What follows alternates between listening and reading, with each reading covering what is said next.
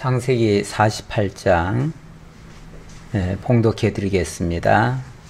이 일 후에 어떤 사람이 요셉에게 말하기를 내 아버지가 병들었다 하므로 그가 곧 두 아들 므낫세와 에브라임과 함께 이르니 어떤 사람이 야곱에게 말하되 내 아들 요셉이 내게 왔다 하매 이스라엘이 힘을 내어 침상에 앉아 요셉에게 이르되 이전에 가나안 땅 루스에서 전능하신 하나님이 내게 나타나사 복을 주시며 내게 이르시되 내가 너로 생육하고 번성하게 하여 내게서 많은 백성이 나게 하고 내가 이 땅을 내 후손에게 주어 영원한 소유가 되게 하리라 하셨느니라. 내가 애굽으로 와서 내게 이르기 전에 애굽에서 네가 낳은 두 아들 에브라임과 므낫세는 내 것이라.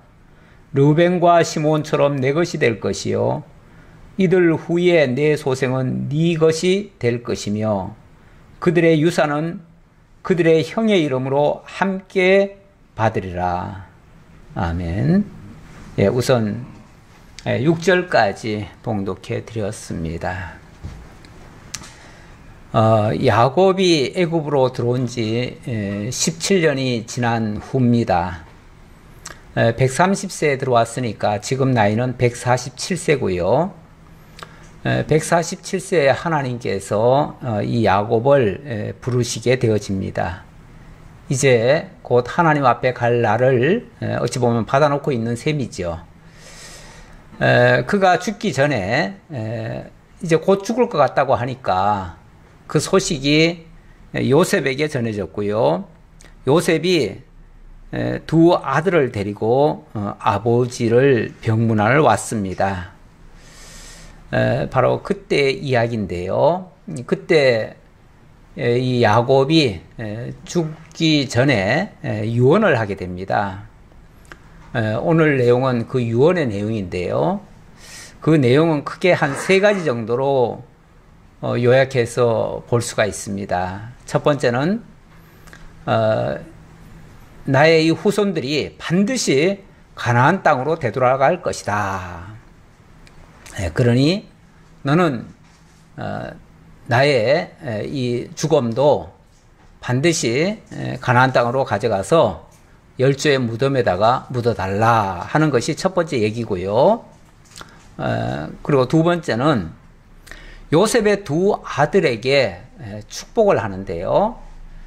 그 두 아들은 바로 내 아들이다 라고 하면서 그들에게 두 몫의 기업을 약속하는 그런 내용입니다.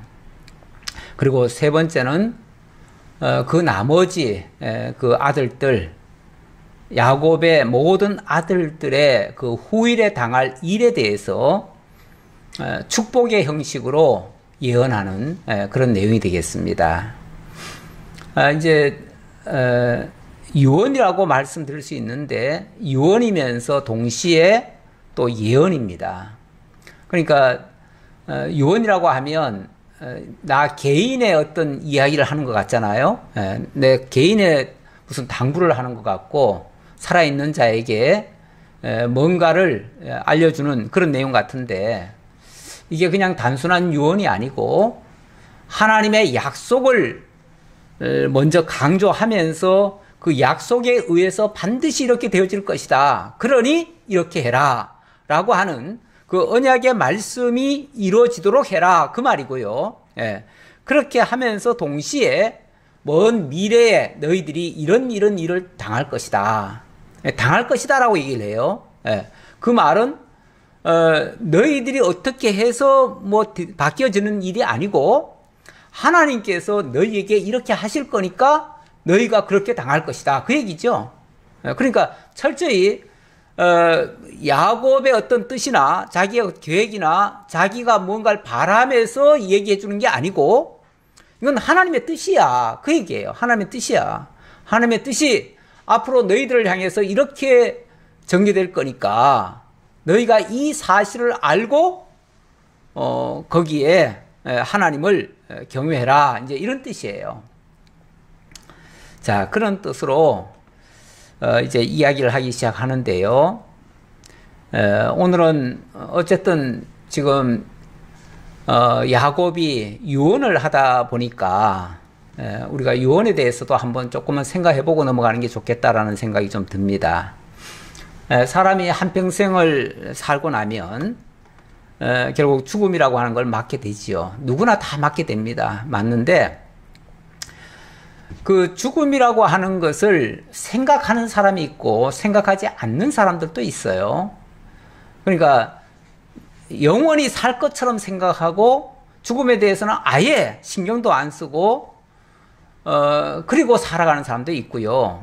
아니면은 죽음이라고 하는 것을 기억하고 잊지 않고 그리고 늘 그것을 생각하면서 현재 삶을 살아가는 사람도 있어요.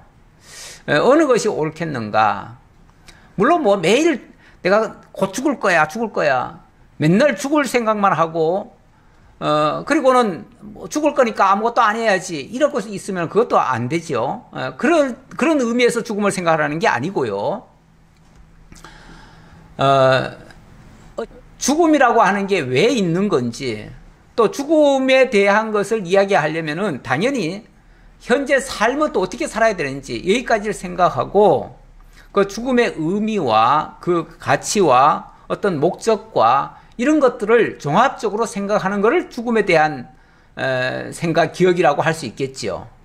만약에 그런 기억이 없고 그런 생각이 없다면요, 준비라는 게 전혀 없지요. 죽음과 죽음 이후에 대한 생각이 전혀 없으니까 준비도 없죠.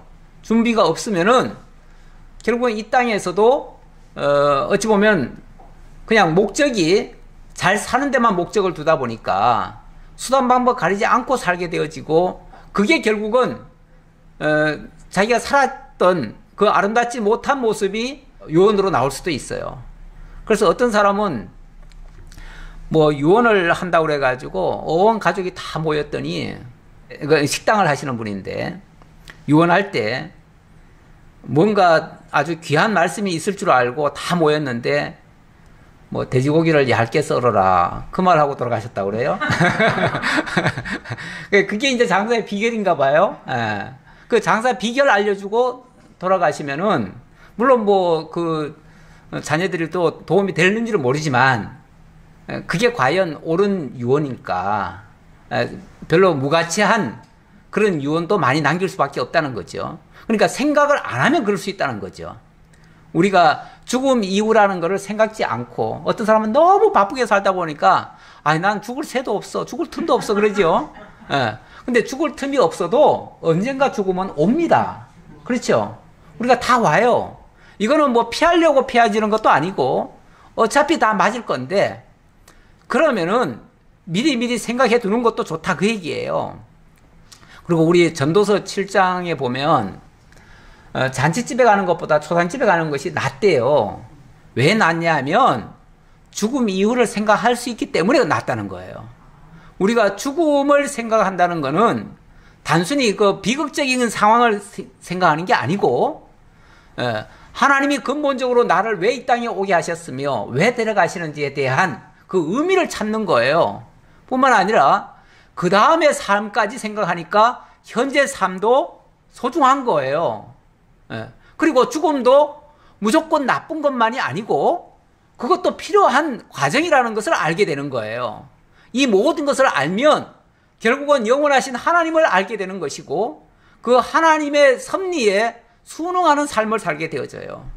그렇게 되어지면 이 땅에서의 삶도 굉장히 보람된 삶이 될 수 있고요, 가치 있는 삶이 될 수 있고요, 그것이 자녀들에게 좋은 유언으로 남게 되고 자녀들도 정말 하나님 앞에서 바르게 세워지는 그런 삶을 만들어낼 수가 있어요.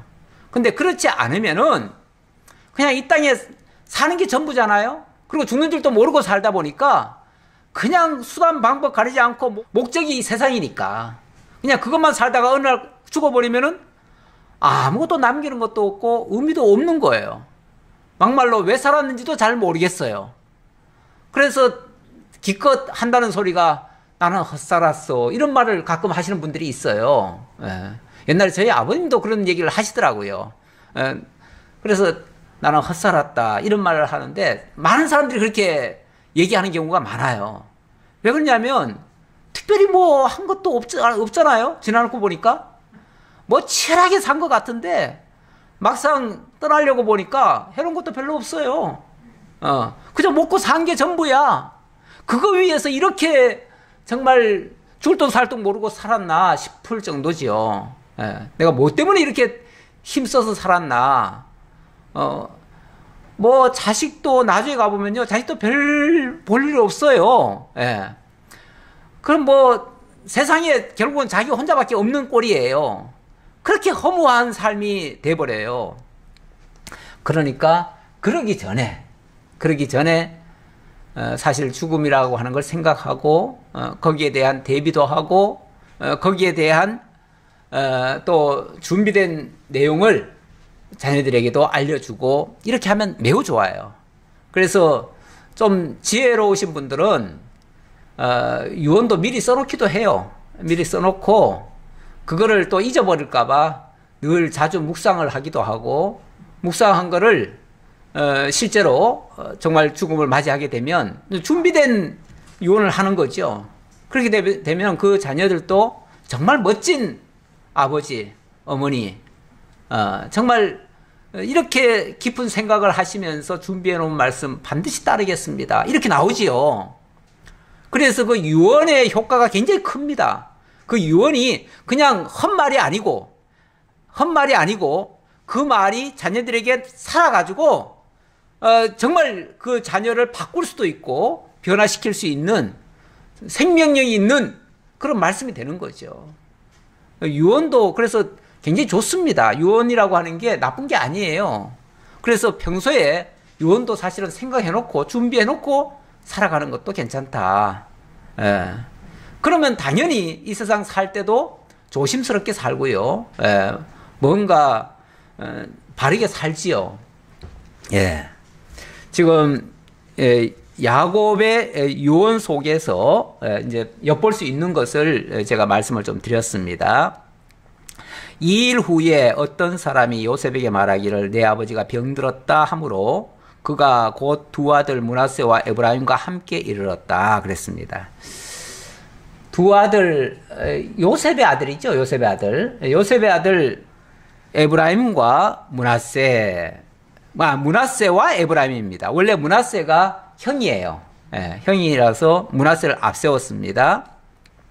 어떤 사람이 야곱에게 말하되 내 아들 요셉이 내게 왔다 하매 이스라엘이 힘을 내어 침상에 앉아 요셉에게 이르되, 힘을 내어 침상에 앉았다고 하는 거 보니까 지금 거의 뭐 죽게 돼가지고 이제 진이 다 빠졌어요.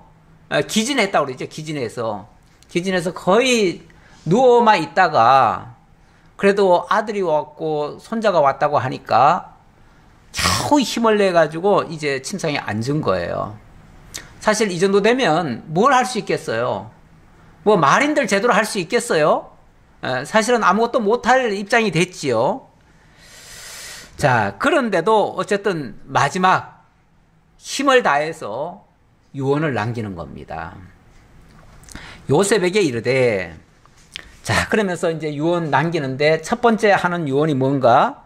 요셉에게 이르되 이전에 가나안 땅 루스에서 전능하신 하나님이 내게 나타나사 복을 주시며 내게 이르시되 내가 너로 생육하고 번성하게 하여 내게서 많은 백성이 나게 하고 내가 이 땅을 내 후손에게 주어 영원한 소유가 되게 하리라 하셨느니라. 이게 유언의 첫 번째 말이에요. 이게 언제 말이죠? 루스에서 그랬다 그러는데, 루스가 나중에 이게 이제 베델이라고 합니다. 베델. 그러니까 베델과 루스는 같은 땅인데, 루스라고 하는 지명에서 야곱이 도망가다가 거기서 돌베개하고 잠을 잤습니다. 그런데 하나님이 나타나셔서 그때 주신 복의 내용입니다. 그때 뭐라고 하나님 말씀하셨냐면, 내가 너로 생육하고 번성하여 내게서 많은 백성이 나게 하고 이 땅을 내 후손에게 주어 영원한 소유가 되게 하리라. 결국 생육 번성과 땅 정복에 대한 약속을 해주셨다. 굉장히 중요한 약속이죠. 소위 그 나라 언약에 대한 그런 약속을 해주신 거예요. 이게 엄청난 거예요. 아니 혼자 지금 형 에서를 피해서 도망가다가 만난 하나님이거든요. 예. 그때는 뭐 어찌 보면 절대절명의 시간이죠. 붙잡히면 죽을 수도 있는 위험한 상황이죠. 언제 죽을지 모르는 그런 상황이죠. 그런 상황에서 하나님이 뭐라고 그러냐면 내가 너 생육 번성시켜 줄게. 그리고 이 땅을 다 너에게 줄게. 지금 도망가는데요. 지금 한 치 앞도 못 내다보겠는데요. 걱정하지 마. 내가 너 생육 번성시키고 이 땅으로 반드시 되돌아오게 해서 여기서 큰 민족을 이루고 이 땅을 차지하고 나라를 세워줄 거야. 이 얘기예요. 이게 엄청난 복이에요. 그러니까 이 복은 하나님의 바로 약속이죠. 하나님이 약속을 복이라고 하는 형식으로 주신 거죠. 예. 주셨는데 지금 이 말을 요셉에게 하는 이유, 유언적으로 하는 이유는 또 뭘까요? 바로 이 가나안 땅이 하나님이 우리에게 주신 약속된 장소야. 거기가 복으로 주신 약속된 장소야. 그러니 지금 우리가 지금 애굽에 내려왔지만 뭐 할 거예요? 반드시 올라갈 거야. 거기 가서 우리가 나라를 세울 거야. 이 얘기를 해주는 거예요. 그러니까 반드시 하나님의 언약의 말씀은 이렇게 주셨으니까 그 약속의 말씀은 그대로 이루어질 거야. 이 얘기를 하는 거예요. 이게 요셉에게도 굉장히 중요한 말이죠. 요셉은 어떤 면에서 지금 완전히 지금 애굽에 팔려가지고 애굽에 내려와가지고 애굽 사람이 돼버렸어요. 지금 우리 성경에는 계속 요셉이라고 이름이 지금 기록되어 있지만 애굽 쪽에서는 이름이 달라요. 이미 이름도 바뀌었어요. 요셉이 더 이상 아니에요. 그래서 애굽 사람으로 완전히 탈바꿈이 돼버렸는데 야곱은 그러는 거예요. 너는 지금 비록 애굽에 와서 이렇게 됐지만은 하나님은 우리에게 이렇게 약속하셨어. 그러니 우리는 반드시 돌아갈 거야. 그러니 이 말 속에는 나도 돌아가야 돼. 그래서 내가 만약에 여기서 이제 곧 죽을 건데 내가 죽더라도 나를 여기다가 묻으면 안 돼. 그 얘기예요. 여기 묻지 말고 반드시 그 약속의 땅으로 나를 데리고 가서 거기다가 날 묻어줘야 돼. 아니 뭐 죽은 다음에 시신이 여기 있으면 어떻고 저기 있으면 어떻겠어요? 우리 이제 원리적으로 말하면은 이번에 뭐 히말라야에 가서 등산하다가 돌아가신 분이 계신데 그 시신을 찾겠다고 뭐 굉장히 애를 많이 썼죠. 그런데 그 가족들이 찾지 마세요. 찾지 마시고 그 산을 좋아하다가 거기서 돌아가셨으니 그냥 거기를 장지로 삼고 그냥 그렇게 하자고 그렇게 해서 그걸 포기했어요. 사실 뭐 산이 좋아서 히말라야까지 일부러 간 사람한테 굳이 여기 와가지고 장사할 필요는 없긴 없어요. 그렇죠?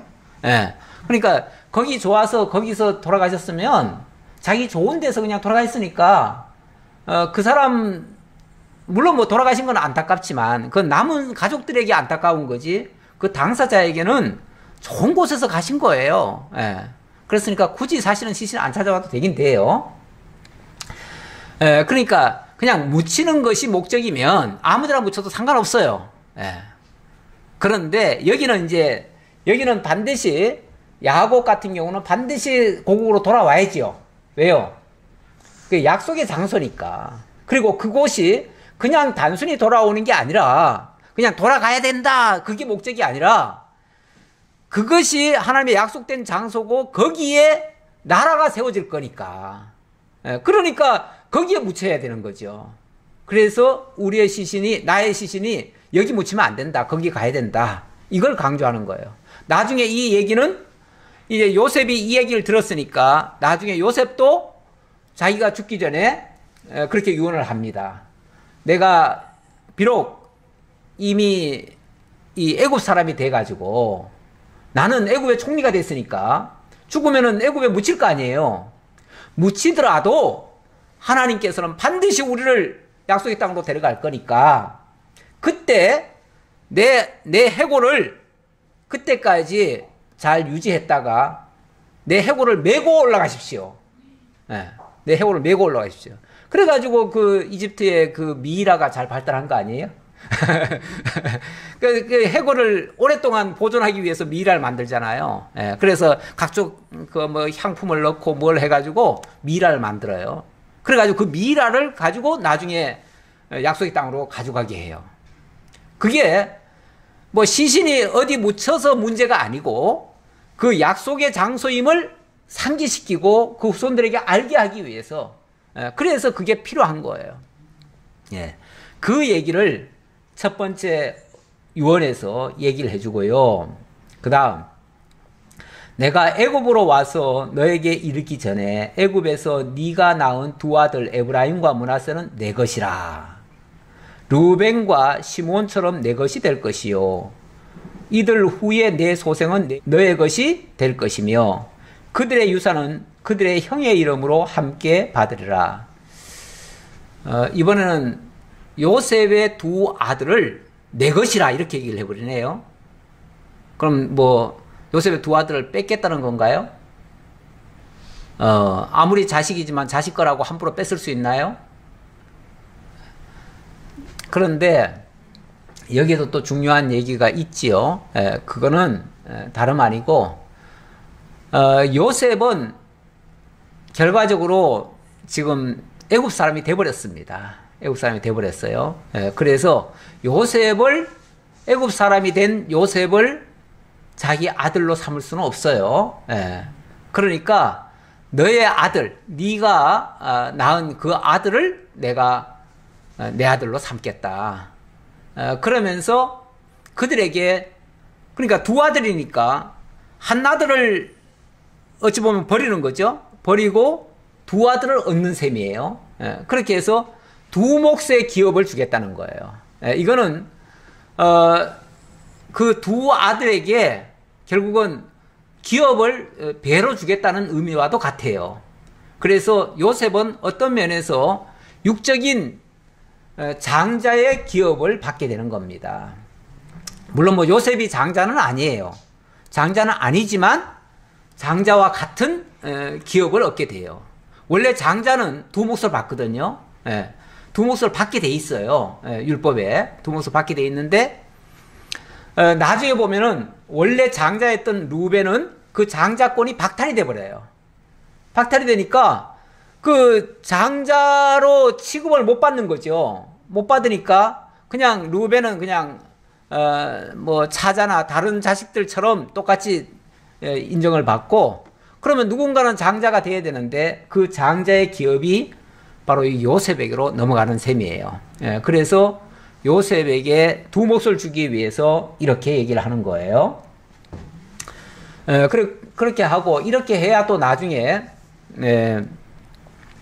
그 12지파에서 어찌 보면 레위 족속이 빠지는 셈인데, 기업에서 빠지는 셈인데, 그건 하나님이 내 기업 삼겠다 하셔서 이제 바뀌어져요. 그래서 하나 빠지는 셈인데 그것이 이 에브라임과 므낫세로 인해서 그게 12지파로 유지가 되어져요. 여러 가지 측면에서 하나님께서 그렇게 섭리하신 거라고 볼 수 있습니다. 자, 그렇게 하면서 동시에 내게 대하여는 내가 이전에 밧단에서 올 때에 라헬이 나를 따르는 도중 가나안 땅에서 죽었는데 그곳은 에브라까지 길이 아직도 먼 곳이라 내가 거기서 그를 에브라길에 장사하였느니라. 에브라선 곧 베들레헴이라. 자, 내게 대하여는 이렇게 얘기를 합니다. 바로 야곱 자신에 대해서는, 그러니까 내 문제는 이렇게 해달라 그 얘기예요. 내 문제는 다시 말하면은 옛날에 그 밧단 아람에서 다시 가나안 땅으로 돌아오는 도중에 라헬이 그만 오다가 베냐민을 낳다가 그만 죽었거든요. 죽는 바람에 할 수 없이 길에서 장례를 치렀어요. 그곳이 어디냐면은 바로 베들레헴이에요. 에브라시라고 했는데 에브라시라는 땅이 나중에 베들레헴이라고 이름이 바뀌어요. 예. 이 베들레헴이라고 하는 지역은 원래 떡집이란 뜻이고요. 예, 그곳으로 이름이 바뀌는데 거기에 이 라헬이 장사가 되었다. 그 말을 하는 이유는 뭐겠어요? 그렇죠. 나도 그쪽으로 데려달라. 이제 그런 뜻이겠죠. 예. 어쨌든 그쪽으로 나는 가야 된다라는 측면에서 지금 이 얘기를 해주는 거죠. 그러니까 자신이 가나안 땅으로 돌아가야 되는 이유를 몇 가지를 지금 얘기하는 셈이에요. 하나님이 약속한 장소고, 그리고 거기에는 그 라헬의 묘지가 거기 있다. 그리고 그 이전에는 벌써 아브라함과 이삭의 무덤이 거기 있고요. 그래서 나는 반드시 그쪽으로 가야 된다라고 얘기를 하는 겁니다. 자, 그래 놓고 8절. 이스라엘이 요셉의 아들들을 보고 이르되 이들은 누구냐? 요셉이 그의 아버지에게 아뢰되 이는 하나님이 여기서 내게 주신 아들들이니이다. 아버지가 이르되 그들을 데리고 내 앞으로 나오라.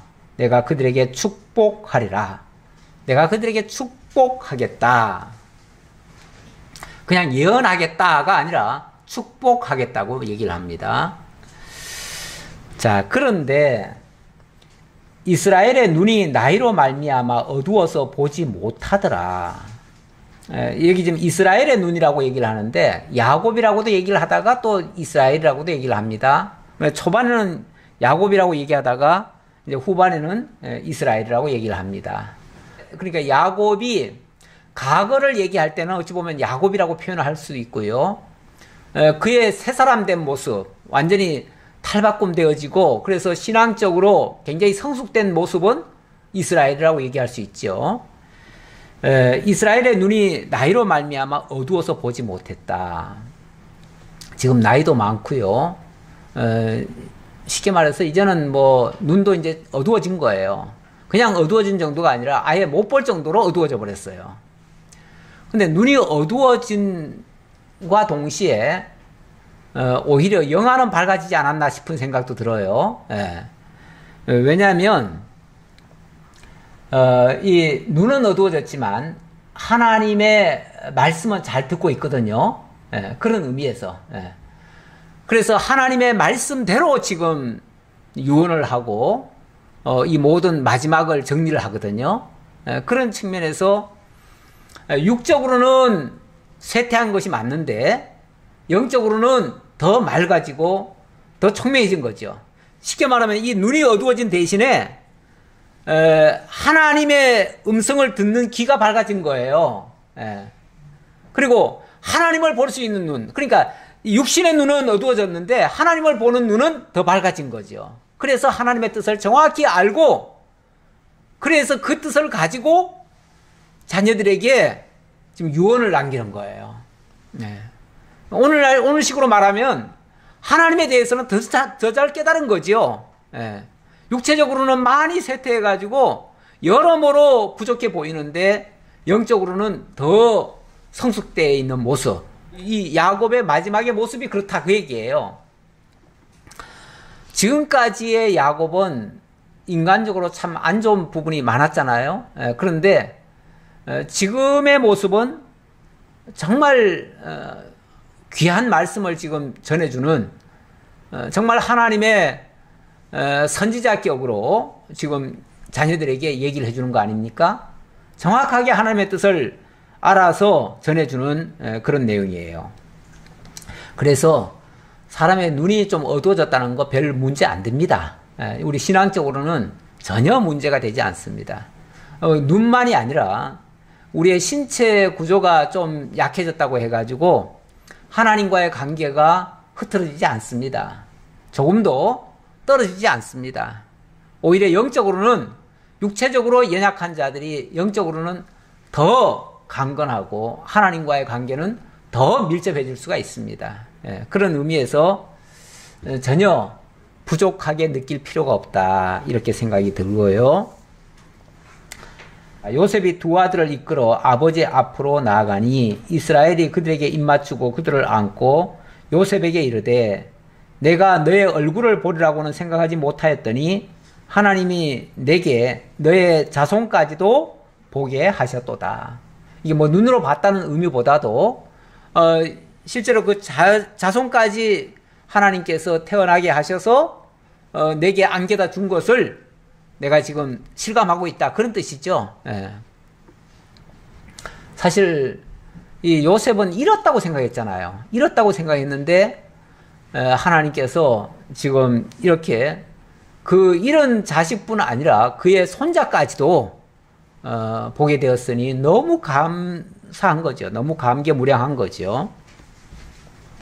요셉이 아버지의 무릎 사이에서 두 아들을 물러나게 하고 땅에 엎드려 절하고 오른손으로는 에브라임을 이스라엘의 왼손을 향하게 하고 왼손으로는 므낫세를 이스라엘의 오른손을 향하게 하여 이끌어 그에게 가까이 나아가매. 예, 무슨 소리냐면 일단은 예를 갖췄죠. 예를 갖추고 어찌 보면 마지막 인사다. 마지막 인사. 이제 아버지 이제 곧 돌아가실 거니까 마지막 인사하자 하고서 이제 다 같이 절을 하고 인사하고 그리고 나서 이제 축복하겠다고 했으니까 축복을 받으려면 이제 손을 머리에 얹고 축복을 하거든요. 그러면은 이제 두 아들이니까 두 아들을 그 양손 앞으로 데려와야 되거든요. 데려와야 되는데 큰 아들이 므낫세니까 므낫세는 아무래도 큰 아들이니까 오른손으로 축복을 해줘야지요. 예. 그리고 작은 아들은 왼손으로 축복을 하도록 이렇게 이제 일부러 오른손 쪽에다가 므낫세가 오도록 므낫세가 왼쪽에서 이제 오도록 이렇게 했어요. 그렇게 하고 둘을 이렇게 앞으로 보냈어요. 보냈는데 그렇게 보내놨는데 갑자기 아버지가 어떻게 행동을 하는가? 14절 이스라엘이 오른손을 펴서 차남 에브라임의 머리에 얹고 왼손을 펴서 므낫세의 머리에 얹으니 므낫세는 장자라도 팔을 엇바꾸어 얹었더라. 갑자기 아버지가 이렇게 하는 거예요. 이렇게 이렇게 손을 얹는 거예요. 이거 이렇게 하기도 힘들잖아요. 힘드는데 이렇게 하는 거예요. 아니 뭘 지금 눈도 어둡다는 양반이 그냥 주는 대로 받으시지 주는 대로 받으시지 뭐 이렇게 갑자기 이렇게 하는가 싶은데 왜 이렇게 하겠어요? 하나님이 지금 이렇게 하라고 했겠지요. 자기가 그렇게 하겠어요? 자기가 그렇게 하는 게 아니에요. 왜냐면 자기는 지금 눈을 못 봐요. 지금 앞에 안 보여요. 누가 누군지도 몰라요. 지금 그 옛날에 그 아버지 이삭이 에서와 야곱을 축복할 때 그때도 눈이 어두워가지고 그때는 이제 속은 거 아니에요. 그때는 속아서 그렇게 잘못했다고도 볼 수 있는데 잘못했지만 결과적으로는 그게 맞는 거였어요. 결과적으로 맞는 거였는데 어쨌든 그때는 속게 하셔가지고 그렇게 바뀌어지도록 만들었는데 이번에는 하나님께서 손을 어긋맞으라고 그래가지고 결국은 축복이 되게 되는 거예요. 그러니까 이게 자기 마음이겠어요? 자기 마음으로 일부러 이렇게 하겠어요? 그럴 수가 없는 거죠. 그럴 수가 없는 거예요. 그리고 상식적으로 말하자면, 그리고 자기 눈으로 봤다면, 만약에 자기 눈으로 봤다면 틀림없이 큰아들한테 오른손 가겠지요. 작은 아들에게 왼손 가겠고요. 그러니까 하나님께서 눈 가려놓으시고는 거꾸로 이렇게 맡기게 하신 거예요.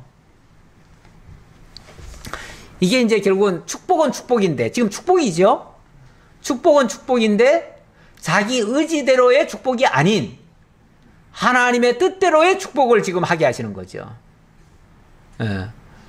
그러니까 이런 축복이라고 하는 게요, 축복이라고 하는 거, 우리가 이제 흔히 축복 그러면은 그냥 글자 그대로는 내가 복을 빈다는 뜻이에요.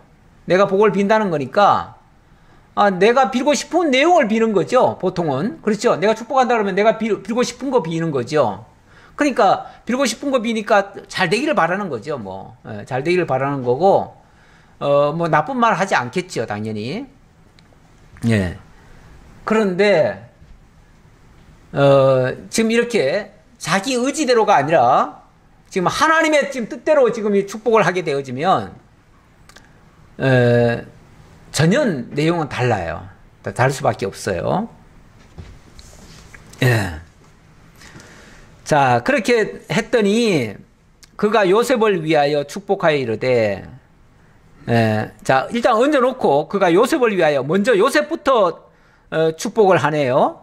그가 요셉을 위하여 축복하여 이르되, 내 조부 아브라함과 아버지 이삭이 섬기던 하나님, 나의 출생으로부터 지금까지 나를 기르신 하나님, 나를 모든 환난에서 건지신 여호와의 사자께서 이 아이들에게 복을 주시오며 이들로 내 이름과 내 조상 아브라함의 함과 이삭의 이름으로 칭하게 하시오며 이들이 세상에서 번식되게 하시기를 원하나이다. 어찌 보면 공통적으로 이렇게 이제 축복을 했다, 그런 뜻이에요.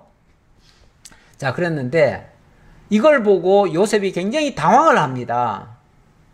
자, 일단은 그 축복의 내용은 굉장히 중요한 내용이에요.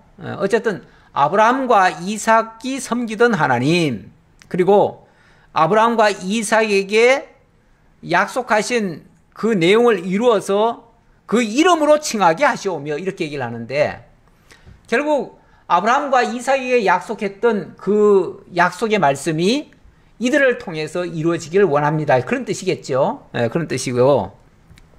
그렇게 이루어져야 그 이름으로 칭하게 되니까요. 네, 그리고 생육번성되기를 원했는데, 어쨌든 이 장면을 보고 요셉이 너무 당황을 했어요.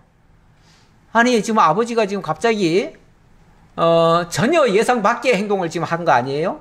네, 당연히 오른손으로 큰 자에게 축복을 해야 되고 왼손으로 작은 자에게 축복을 해야 되는데 이게 거꾸로 돼버렸단 말이에요. 일반적으로는 누구든지 장자를 앞세웁니다. 장자를 앞세우게 돼 있어요. 그런데 하나님께서는 일찍이 에서와 야곱에게도 결국은 장자와 차자를 하나님 바꾸셨어요.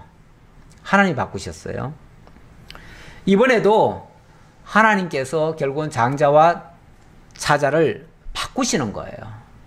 바꾸시는 건데, 이게 이제 사람의 생각대로 하시는 게 아니고 하나님의 뜻대로 하신다는 걸 지금 보여주는 거예요. 더 극명하게. 그래서 사람의 뜻대로는 전혀 아니고요. 이 축복이 결국 하나님의 뜻대로 축복이 되어진다. 자, 이렇게 볼 수 있고요. 그러면서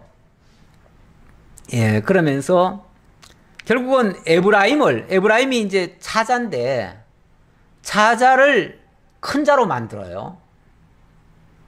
큰 자로 만들고 또 장자를 차자처럼, 이건 이제 기업을 그렇게 준다, 그런 뜻이에요. 기업을 그런 식으로 준다는 뜻인데, 근데 나중에 보면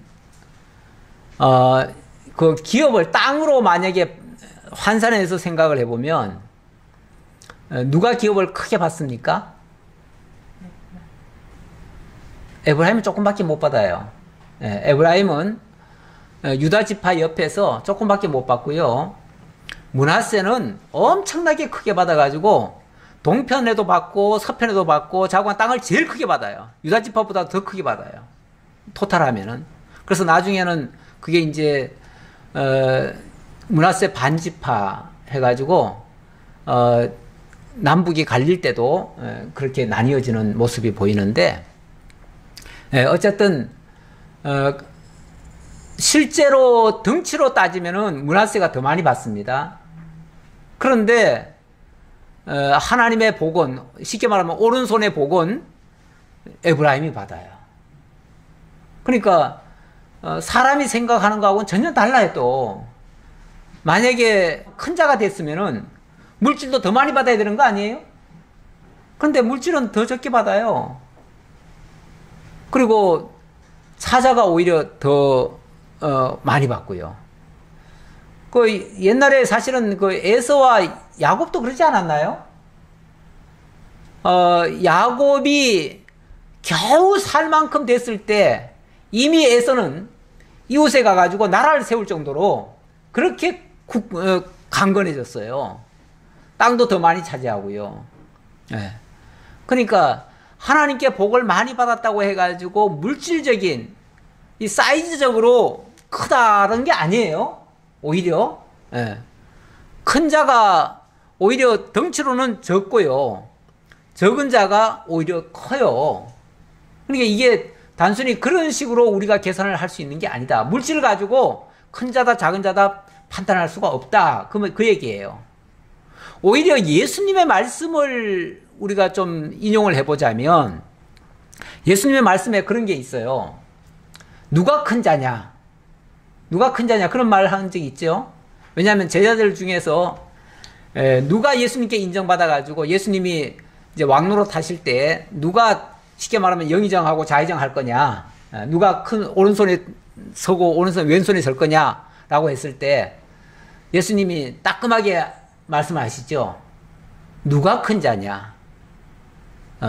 세상의 권세자들은 권력을 얻고 힘을 쓰고 남을 다스리고 지배하는 자가 큰 자지만 하나님의 나라에서는 그게 아니다. 오히려 남을 섬기고 남의 종이 되고 낮은 자리에서 남을 높이고 이렇게 섬기는 자가 큰 자다. 그래서 너희도 큰 자가 되려면은 오히려 섬기는 자가 되어야 할지니라 이렇게 얘기를 합니다. 진짜 큰 자가 되고 싶다면 섬기는 자가 되어야 된다. 섬기는 자는 낮은 자로 내려가는 자예요. 오히려. 그래서 진정한 섬기는 자가 진짜 큰 자라는 것을 영적으로는 그렇게 볼 수 있는데 어떤 면에서 영적으로는 이 에브라임이 굉장히 중요한 역할을 할 것이다. 그 얘기예요. 그러니까 영적인 장자를 얘기하는 거지 육적인 장자를 얘기하는 게 아니다. 그 얘기예요. 그러니까 물질적으로 많이 받았다고 그걸 복이라고만 이렇게 등치시키는 것은 올바른 해석이 아니에요. 그건 올바른 해석이 아니고 하나님께 어떻게 쓰임 받느냐. 나중에 이스라엘을 나라에서 누가 더 소중하게 쓰여지느냐. 어찌 보면 그런 것이 그 가치 기준일 수도 있어요. 그래서 하나님께서 에브라임을 큰 자로 삼으시고 므낫세를 차자로 삼으셨다. 이건 인간의 생각과는 다르다. 그런데 어쨌든 결과적으로는 하나님이 두 몫을 주는 거는 맞다. 두 몫을 주는데 어쨌든 그 둘을 바로 야곱의 아들로 만들어서 그렇게 하는 거죠. 그래서 두 아들은 내 것이라 이렇게까지 표현했잖아요. 자, 그러면서 그랬더니 17절 요셉이 그 아버지가 오른손을 에브라임의 머리에 얹는 것을 보고 기뻐하지 아니하여 아버지의 손을 들어 에브라임의 머리에서 므낫세의 머리로 옮기고자 하여 그의 아버지에게 이르되 아버지여 그리 마옵소서 이는 장자이니 오른손을 그의 머리에 얹으소서 하였으나 이 요셉이 너무 당황해가지고 아버지 잘못됐습니다. 아버지가 지금 눈이 안 보여서 잘 모르신 것 같은데 이쪽이 큰아들입니다. 이쪽이 오른손으로 해야 됩니다. 이렇게 얘기를 한 거죠. 그랬더니 그의 아버지가 허락하지 아니하며 이르되 나도 안다. 내 아들아 나도 안다. 나도 안다 두 번이나 얘기하네요. 이렇게 거듭 얘기하는 건 굉장히 강조하는 말이에요. 나 다 알아. 나 다 알면서 이렇게 하는 거야. 뭐 눈이 밝아가지고 다 안다는 얘기가 아니에요. 눈은 지금 어두워요. 몰라요. 눈으로는 못 봤어요. 하지만 하나님께서 알려주셨어요. 그래서 한다는 거예요. 그러니까 내가 안다는 의미가 진짜 내가 아는 게 아니라 하나님이 내게 알려주셔서 내가 아는 거야. 그러니까 이게 더 확실해 그 말이죠.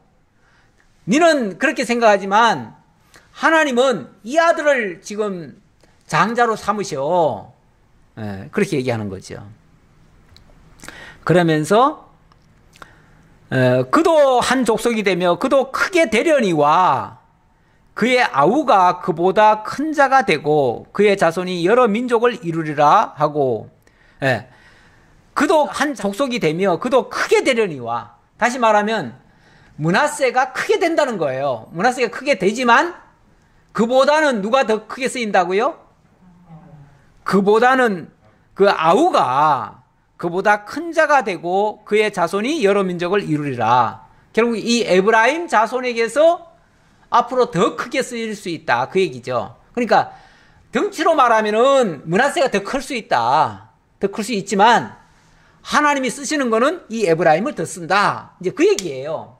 그러니까 이게 이제 둘 다 이루어지는데 결과적으로는 덩치로는 므낫세가 훨씬 더 큰 땅을 차지하고 에브라임은 이 나중에 이 유다 지파와 함께 모든 일을 같이 합니다.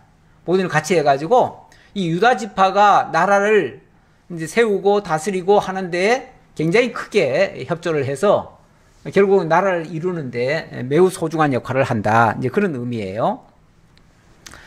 그날에 그들에게 축복하여 이르되 이스라엘이 너로 말미암아 축복하기를 하나님이 내게 에브라임 같고 므낫세 같게 하시리라 하며 에브라임을 므낫세보다 앞세웠더라. 예.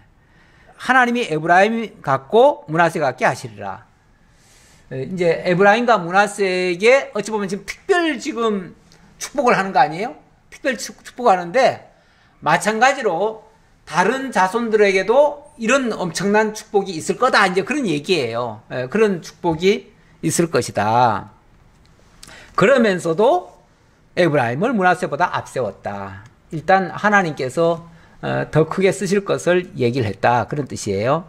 이스라엘이 요셉에게 이르되 또 이르되 나는 주구나 하나님이 너희와 함께 계시사 너희를 인도하여 너희 조상의 땅으로 돌아가게 하시려니와 내가 너에게 내 형제보다 세겜 땅을 더 주었나니. 자, 우선 그 전 얘기부터 먼저 좀 합시다. 나는 주구나 하나님이 너희와 함께 계셔서 너희를 인도하여 너희 조상의 땅으로 돌아가게 하실 거다. 나는 주구나.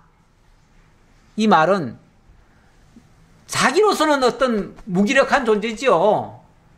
자기는 그냥 죽음으로써 더 이상 아무것도 할 수가 없잖아요. 그러니까 이게 내가 지금 해주는 게 아니라는 거예요. 내가 해주는 게 아니고 자기는 해줄 수도 없는 사람이죠.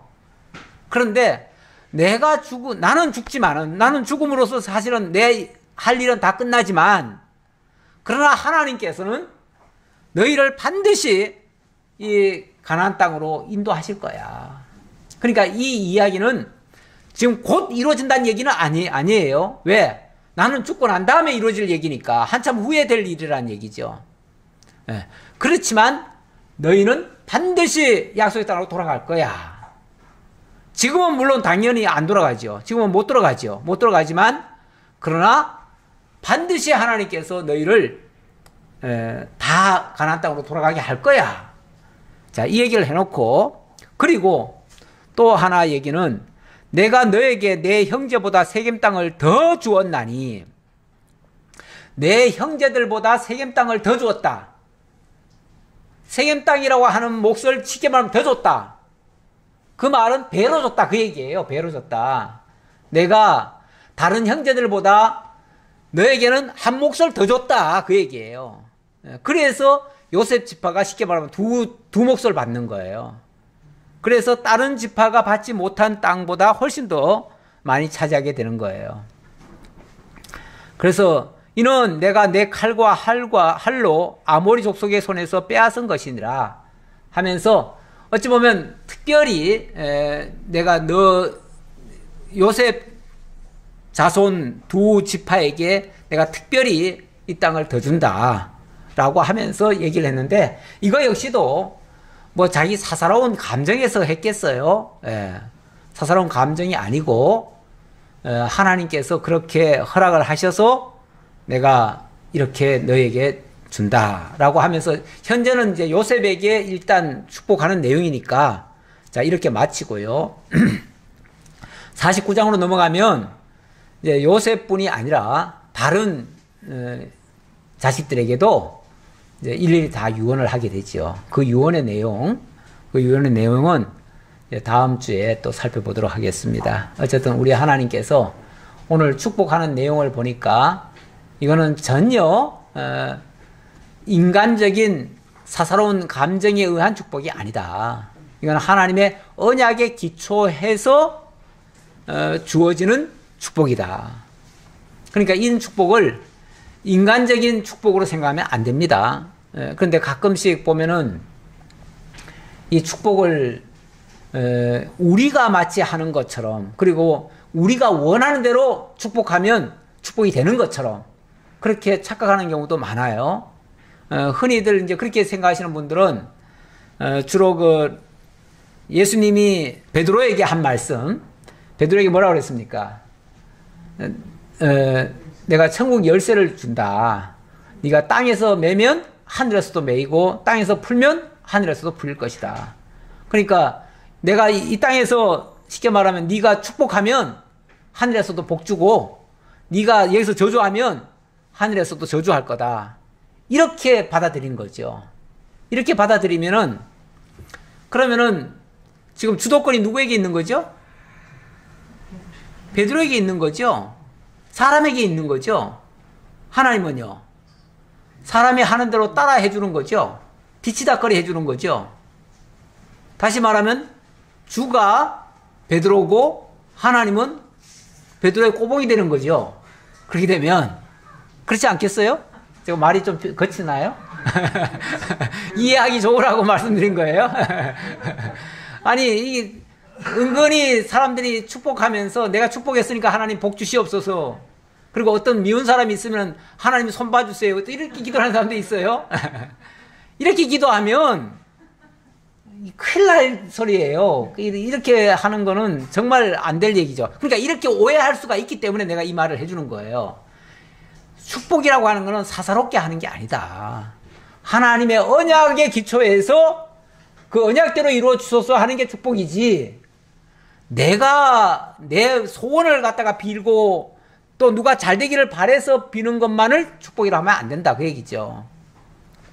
그리고요, 또 신약에 와서는 이게 좀 더 세분화해 가지고 우리 예수님께서도 그랬고요, 사도 바울도 그렇게 얘기를 했는데,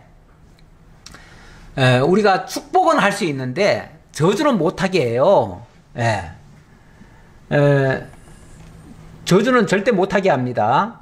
그래가지고 만약에 축복하는 경우, 축복을 하면 그 축복을 받을 만한 사람은 그 축복이 임하고요, 축복이 합당치 않은 자는, 아는 자에게만 축복을 하면 그 축복은 내게로 되돌아온다 그랬어요.